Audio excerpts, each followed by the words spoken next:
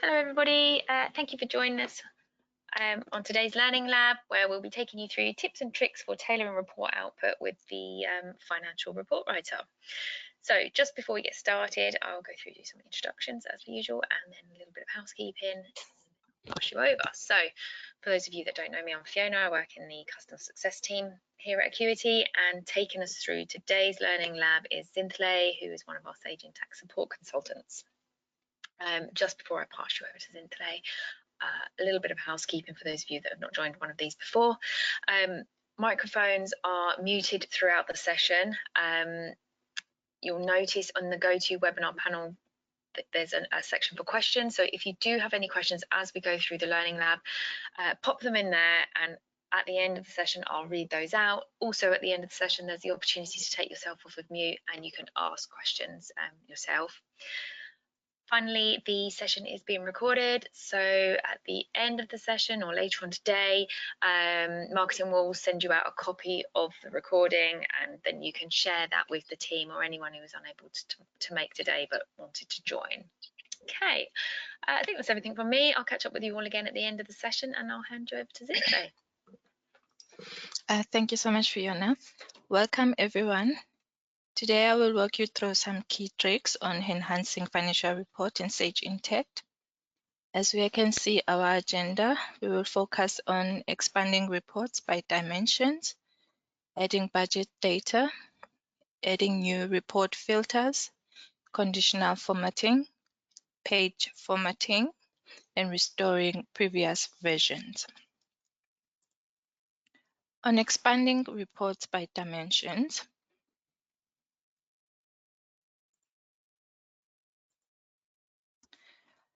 the dimensions that you set up for your company provides powerful tools for reporting, letting you filter reports to show just segments of data that you want to see. Using dimensions, you can filter reports for specific dimensions, such as your particular locations, department, project, employees, customers, or suppliers. With dimension groups and dimension structures, you can even do more, selecting specific set of members or members that meet certain criteria and displaying that dimension data in the rows or columns for financial reporting. First, on your report, you will need to set the dimension structure. Then you will set expand and column by dimension. I will demonstrate this on our demo. So first of all, you come to your financial reporting, which is your application reports, financial reports. We've already created a report for this of this learning lab. And before you go into anywhere, on the report information, you have to set the name of the report, which in our case is demo. And then you have to select if you want to report on accounts or dimensions. This will then allow you to go into the rows where you are able to select your account groups. You select on account and then you select the account groups that you're going to be reporting on. And for this report, we already selected the assets and liabilities and equity.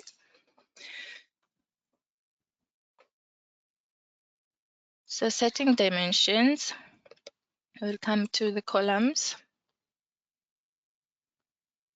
Now on columns, to set the dimensions that you want to report on, you will see on expand, you have to select the dimension structure first. We have departments there. The structure of the departments is all dimensions that we're going to select on there. Select OK. When you expand, you select on that arrow. It's going to tell you to expand by. You choose. We are expanding by the dimension structure. And then it will show dimension structure by level 1. You set that. And on top of your column, it's going to tell you dimension structure level 1 down. So this is how you select your this is how you expand your report by dimensions. You select preview to see. And then on your columns, it's going to tell you that all departments is expanding by that.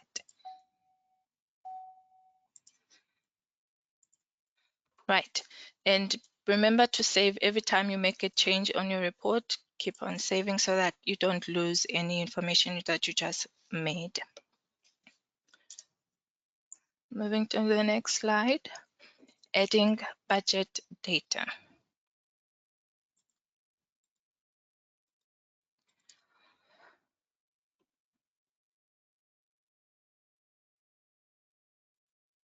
I will also demonstrate for this one. Budget column on financial reports can only reference one budget at a time. So we will have already selected on our report our budget. To demonstrate for you how we select that, you would go to the column top and select to add a column on the top. When you select it there, it's on actual. So you need to choose your column type, which now we are looking at budget. And then it's going to tell you which you will know which budget you want to report on. You select that budget on there, and we are reporting on the master budget on for the sake of this presentation. And then you select your column type, and then you choose for the report that you want to report on. You choose appropriate reporting period. We can remove that.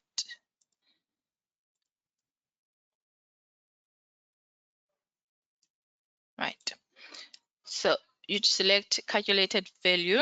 So you're reporting for the period, or you want to use the default option, or the start of the period or the end of the period. This you will know on what, based on what the reporting you want on your budget report. And then the period, you will also have options there. We are going to be using current year. You can use your fiscal current year, or you can use your current year to date, depending also on what budget for what year is the budget you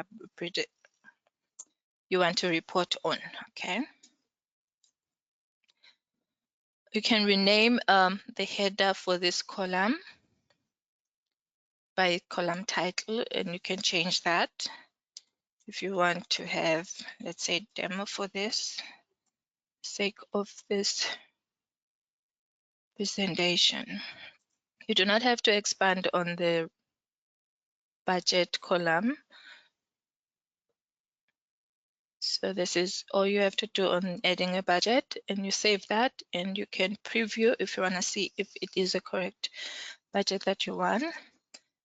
For this demo, we don't have any budget, so it's showing blank dash lines on the budget column. And then you save that again so that you don't lose your column that you just added for your report. So every time you add anything on your report, you will need to save. Moving along. So now our next topic would be adding new report filters. Now filters allow custom views. Filters, you personalize your report and make them more dynamic for your users. You can choose prompting at runtime, which give end user flexibility without having to edit anytime you have to run your report.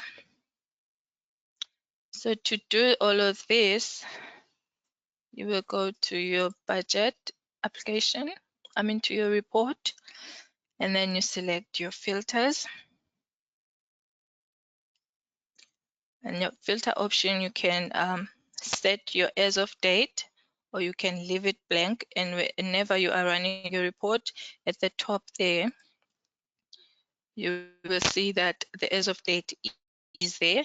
You can have that. If it's blank, you will set the as of date to the date that you want to run the report on.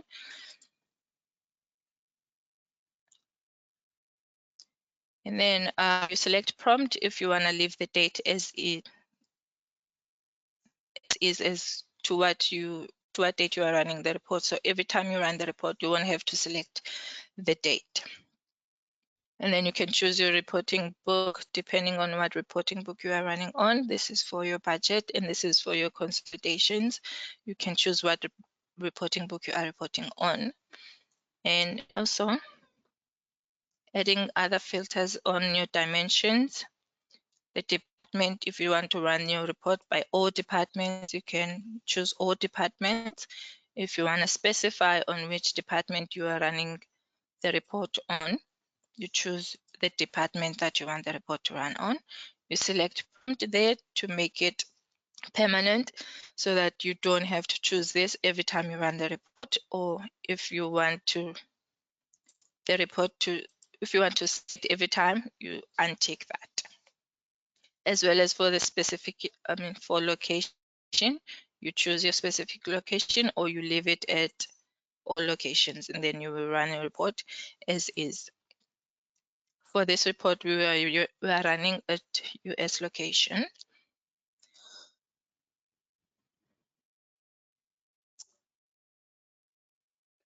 If you apply more than one filter, the report will contain the subsets of data that meets all the filter criteria. For example, if you want to choose sales for departments, you choose, as I have explained in here, you will see the sales there. And then if you want to have sales and then for the location, the US location, and click prompts, then your report will always be running on sales at US location. Right.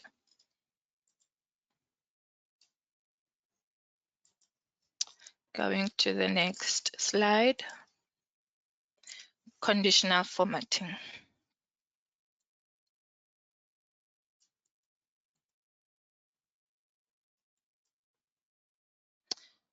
You can highlight on your conditional formatting important figures visually.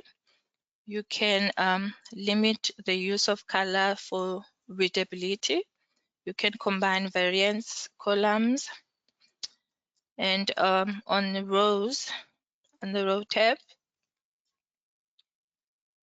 you can populate your report, applying conditional formatting on your financial report to highlight specific data. It's best to keep the columns minimal for clarity and groups for logical. So to show you how to do that, we come to Format tab. Now you can title your report as to whatever you want to title it. Write the title on there. And also, this is the General tab.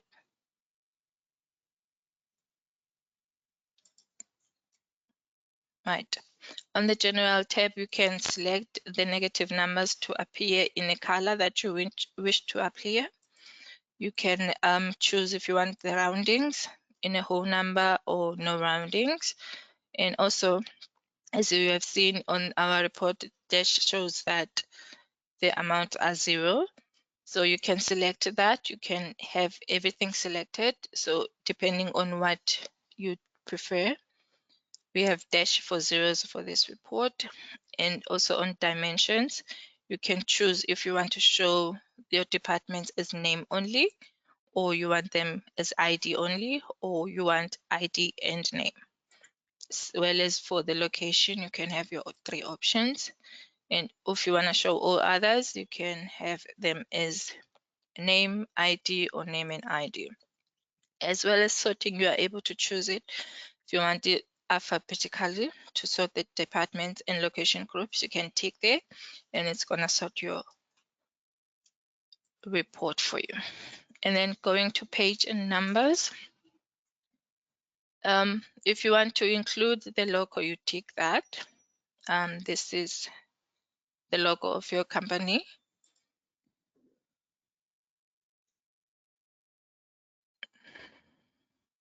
And also if you want to change the page footers to include numbers, to include report dates, to include the time, you just tick whatever you prefer on your reporting.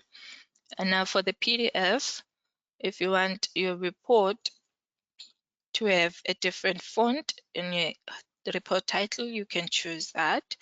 If you want the company name on the report to have a different font, you can as well choose which font you want, as well as the size of the font. If you want it to be bigger for the company name and you want a different color for the company name, you can choose your colors, and we have bold in there. You can choose if you want your report to be italic. And this is only happening on the PDF version, not on your intact version. So as you can see, we have the company name is bold, black, italic, as we have chosen the font name. So you choose which one you want, and if you want the headings and totals to be a different color and a different font size, and your column headings, if you want them to be red and italic, as you can see on this report, we have your column headings as red, and the font size is a different font. And then page settings, you have the options to choose what page you want, as well as your column and option font. You repeat the names and IDs as the first column, or you want them different, you just untick there, and then you choose whatever font and size and color that you prefer for your reporting. And we come to the rows. Now on rows and totals, your report is showing on the rows your dimensions, and then you select the details. If you wanted the details to be summary, you choose that on the rows tab. If you want your details to show details, or you want to show summary on the rows. So the headings, you can choose if you want to format that, or you can choose the blank lines. You see, as you can see here on the total formatting, underlines with 2 lines for assets, and as you can see here, total assets, it's underlined in 2 lines. So all your totals will be underlined in 2 lines because you have chosen 2 lines on the formatting page. So it's entirely up to you how you want your report to display and how you want anything changed on the report. So whatever changes you make here, you select your changes, you save, you preview to see if it's the way that you like. And then if it is, you just click on save. And then as I've said, also it's best to keep the columns minimal. So for clarity, and then it's not confusing for the other people that will be using your reports as well. Right, moving along. We are now on page formatting. Now on page formatting, you can clean the layout, improves readability, especially for printed or exported reports. You can change your headers and footers. You can change the page orientation if you want it to be portrait or landscape. You can repeat the headers as margins and font size, as we have shown in the previous slide. Right. Also, always preview the print and PDF layout often to adjust before sharing, and use your landscape for your wide reporting, e.g. when you are doing your actual versus budget across departments, and so it would show each department, each column for each department, and that could make the report a little bit messy. So it would be better if you use your page orientation as landscape, and align the decimals currency for visual consistency. On rows and totals, underline your totals as I have shown in the previous slides. You can even choose to hide your headers or insert blank lines for readability, as you have seen on the other slide where we have dash for zeros. Right, and moving right along. Okay, so now on the last slide, we have restoring the previous version. Now on your report, all the changes you have been making, mistakes happen. Version gives you a, restoring versions gives you a safety net.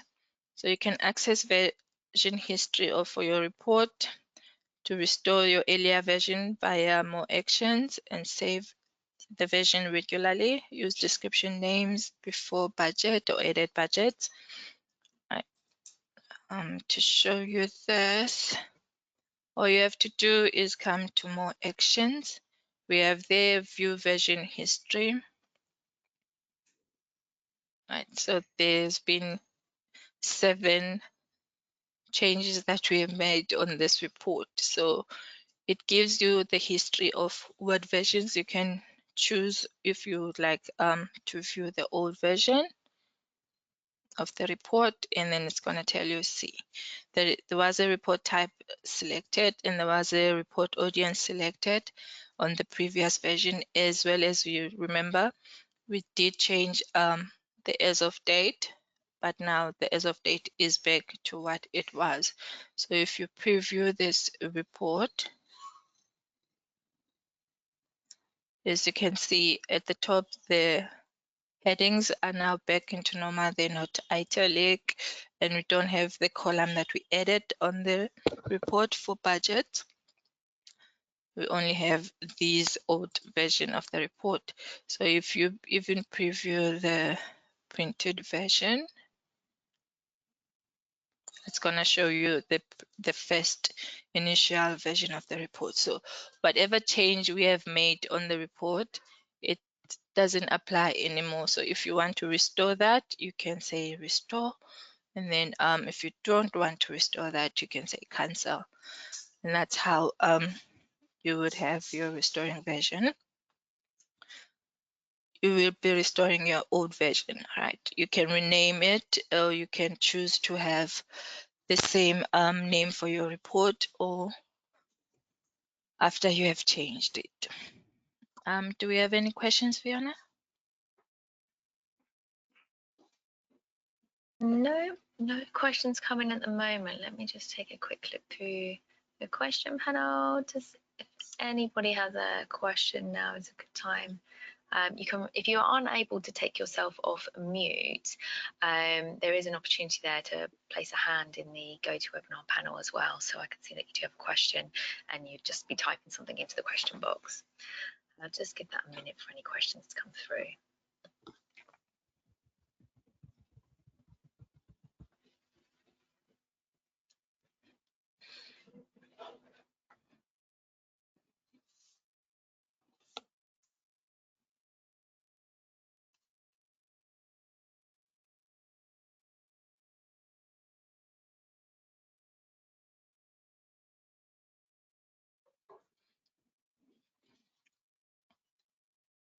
No questions have come through there, Zintley. That would be the end of our presentation today. Thank you for putting that on for us. I hope everybody found that really useful. If you do have any questions following the session, or once you've shared the session with your colleagues, if they have any questions that arise, then please do get in touch with us. My email address that is there on screen at the moment, and you can also contact the support department. Thank you everyone for joining us today. Our next Learning Lab is going to be on the 28th of August, and that's going to be covering the latest release highlights. So we will be taking you through our highlights from the latest release that came out on the 8th of August. Hopefully you've all received the registration for that. If not, please do reach out. We can get you the link for registering on that Learning Lab, and we look forward to seeing you on there. Thanks everybody again for joining, and enjoy the rest of your Thursday. Thank you. Bye. Bye-bye.